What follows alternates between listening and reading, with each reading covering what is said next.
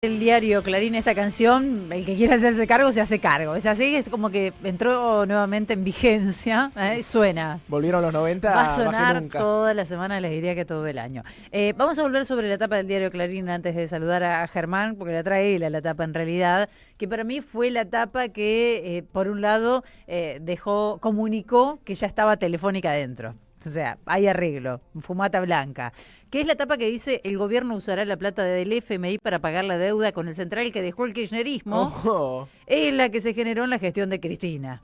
Anoche Milei firmó el DNU. Pero si esto nos decían que habían agarrado un gobierno muy desendeudado después del 2015, ¿no? No eran estos. Bueno, pero viste cómo es esto, hay interpretaciones de Ah, diferente índole.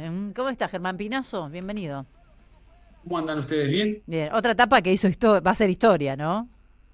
No, impresionante, impresionante. Está bueno como hablamos el fin de poner algunos números de cuán mentirosa es esa tapa, y me parece que hay algo, digamos, si bien es recordada la famosa tapa, ¿no? La tragedia causó 2 muertes, Sí. ¿no? De Costecchi y La Santillán, crisis causó más allá muertes, sí.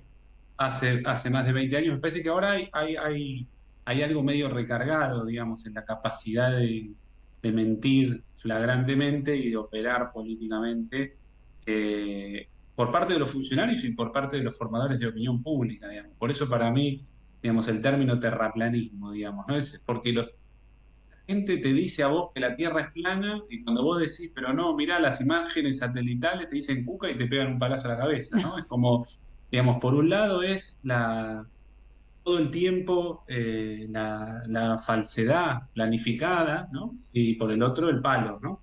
Y entonces por ahí conversar un poquito, desarmar algunas de estas mentiras, digamos, muy importante, digamos, si ya nos pasó en el gobierno de Alberto Fernández que fue muy costoso, digamos, que una parte importante de la opinión pública entendía que Alberto Fernández se había endeudado más que Macri, digamos, ¿no? Que no haber sentado las bases para que se logre comprender la magnitud del endeudamiento macrista. Después fue muy costoso en términos de la legitimidad en el ejercicio del gobierno, me parece a mí.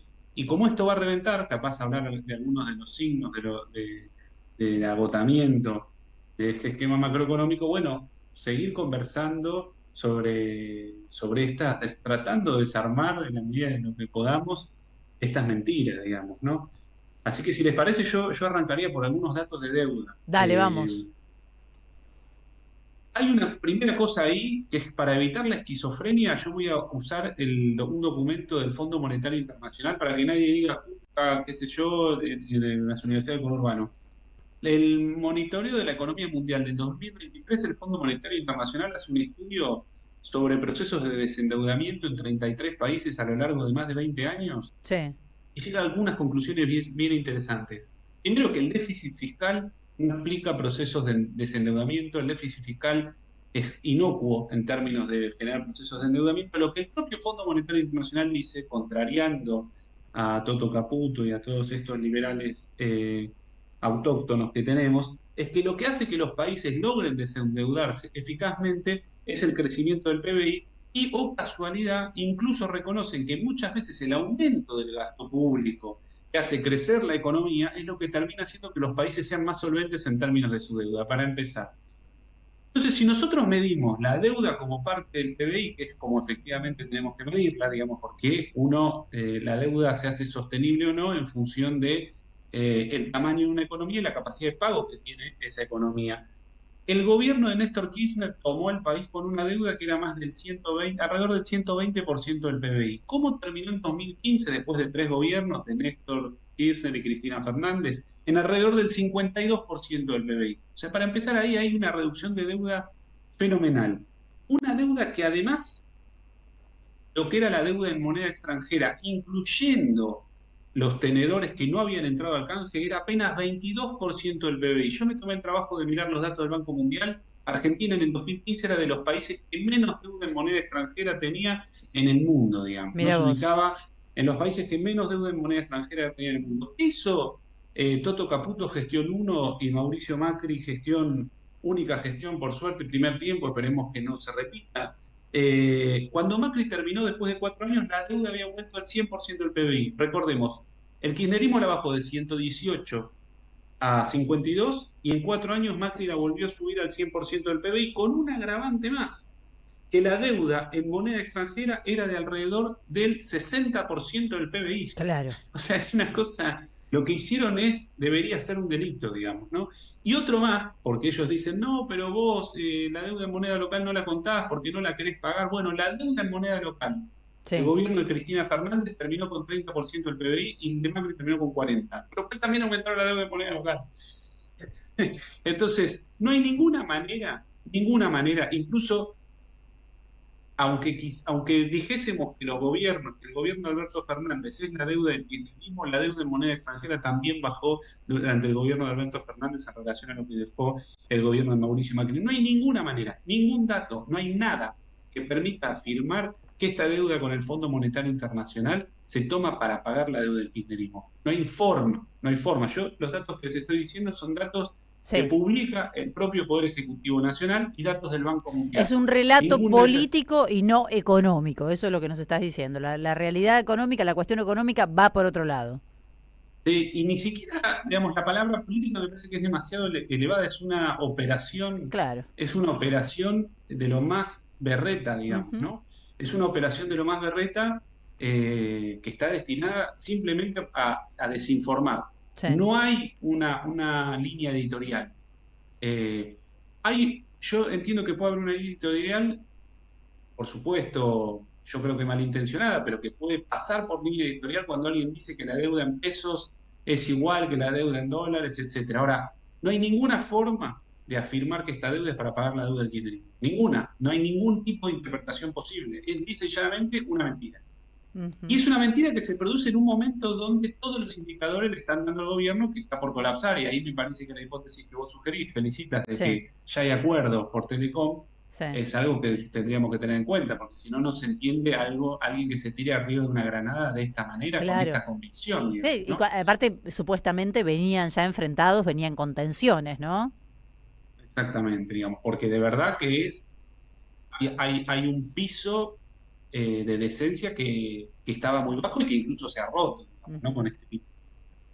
Si uno ve los datos, el último dato de inflación de la semana pasada, que se conoció el viernes, si yo mal no recuerdo, es 2,4%, Sí. ¿sí? Si uno, como le gusta hacer a Milei, anualiza ese dato, tenemos más de 30% de inflación. Si analizamos ese dato, el dato del mes anterior, que había ido un poquito más bajo, como sea, si analizamos ese dato, Argentina sigue teniendo una inflación anualizada del 30% o más de crecimiento de los precios minoristas.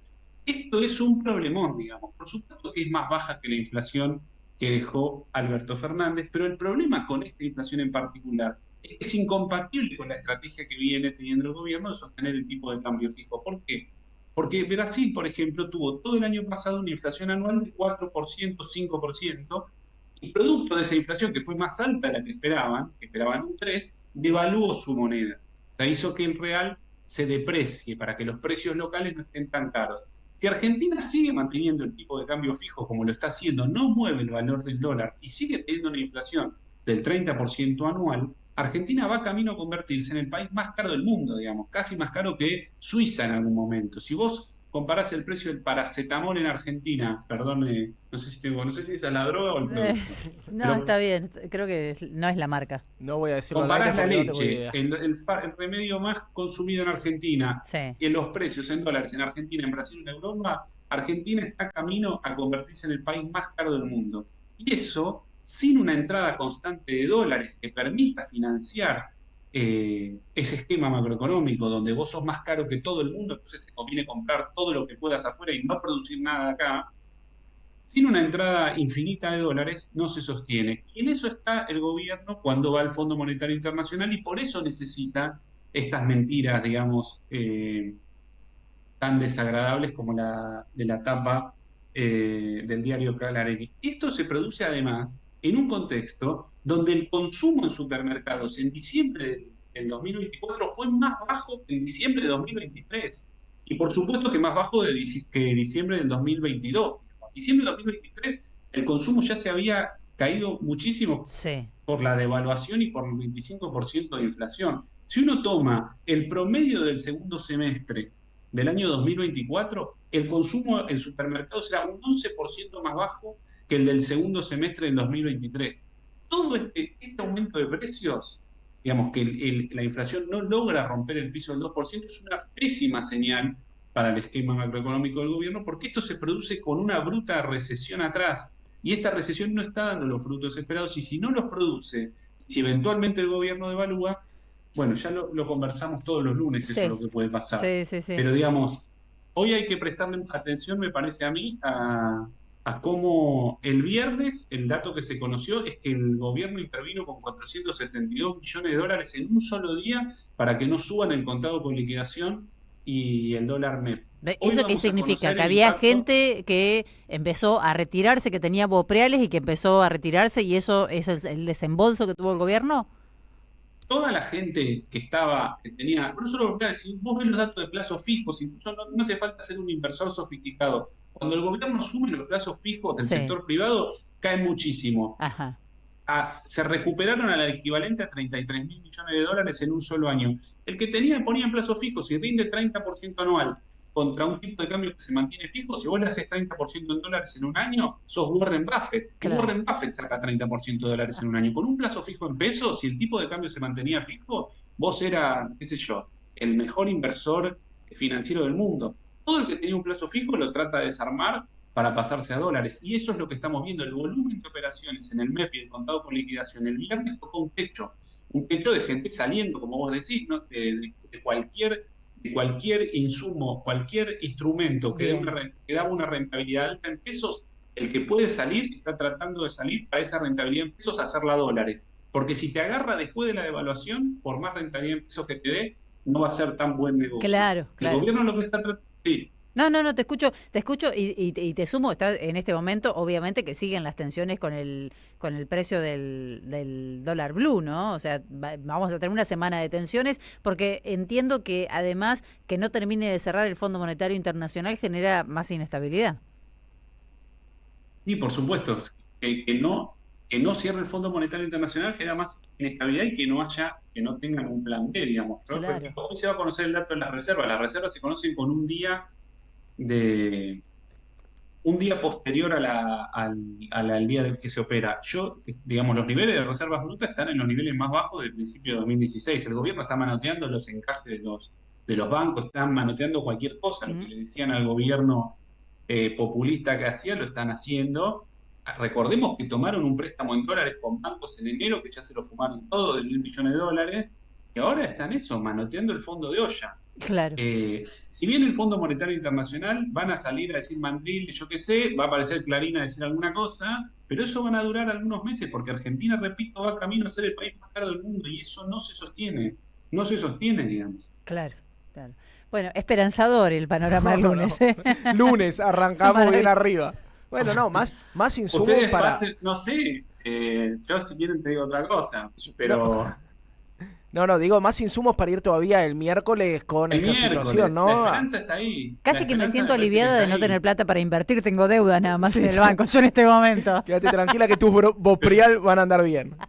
Yo estoy como vos, Felicita, pero fíjate qué curioso esto, la tasa porque yo tuve que pedir un préstamo, Sí, la tasa para hacer una reforma en casa, las vacaciones, viste cómo es, sí. que somos casta y no nos alcanza, pero la tasa a la que te presta el banco es de más del 100% anual. Ni los bancos le creen al gobierno Nadie. cuando dice que este año no va a haber una devaluación. Escúchame, Germán, conozco a alguien que se metió en un UVA. ¿Qué decís vos? ¿Está para el UVA en este momento o no? No, porque después me tiran de pesimista, así que yo lo que voy a decirle es... No voy a decir nada, voy a decir hay que ir el miércoles y hay que, digamos, hacer todo lo posible para hacer un gran frente anti-terraplanismo, antifascismo, Ahí ¿no? va. Me parece que en eso estamos. Bien, bien. Germán, gracias. Te mandamos un abrazo. Y bueno, están las universidades. Tenemos pendiente siempre el tema universidades. Cuando vos quieras, hablemos específicamente de los presupuestos universitarios, no solamente de la situación de los docentes universitarios, que por supuesto es muy compleja con el salario planchado, con los ingresos planchados.